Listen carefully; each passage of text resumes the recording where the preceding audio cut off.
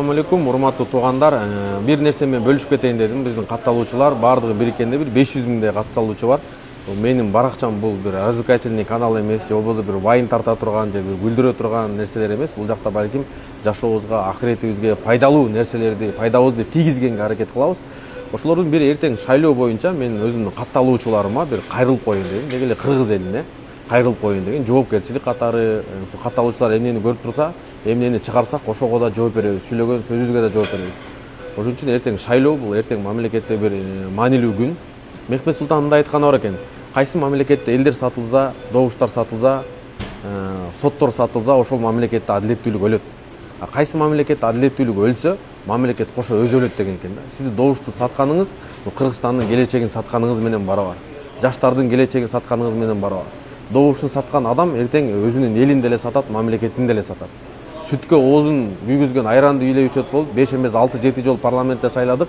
Бирок баягы эле адамдар, баягы эле нерселер деп биз өзүбүздү күнөөбүздү мойнубузга албайбыз да башкаларга жүктөйбүз. Президент деле айтып жатат, Камчыбек Кыдыршаев деле айтып жатат, кимди шайласаңар дагы ошолор менен биз иштешкенге даярбыз депчи. Мындай эркиндикти берди. Добуш бул аманат. Сиз кайсы адамды жакшы шайларыңызды өзүңүз билесиз. Ким Кыргызстанга кызмат кыларын билесиз. Ким Кыргызстанга каршы мыйзам алгандарын, ким Кыргызстандын канындарын ичкенин дагы жакшы билесиз. Айтайын деген өзүңүздүн жүрөгүңүз менен, жоопкерчилигиңиз менен шайлаңыз. Себеби сиз шайлаган адам ошол жакка барып, эгер туура эмес мыйзамдарды кабыл ала турган болсо, адамдардын акысына кире турган болсо, сиз да ошого шериктеш болосуз. Анан 1000 сом үчүн, 4000 сом үчүн, 3000 сом үчүн сатылып жаткандар, булар мамлекеттин дагы келечегин саткандар. Ошон үчүн бир адилеттүү шайлоо болуш керек, коркпогон, коен жүрөк эмес. Эртең акыйкатты ачуу болсо да айта ала турган, бирдеке болсо эле келип эле бардыгына кол коюп мыйзамдарды өткөзүп жибербей турган, мындай коен жүрөк эмес, батыр коркот, мындай Алладан корко турган, адамдардан эмес, башкалардан эмес, падышалардан эмес, Алладан корко турган, адамдардын акысына кирбей турган, мындай иманын дагы карап, мындай эгер адамдын иманы жок болсо ал кылгабайт.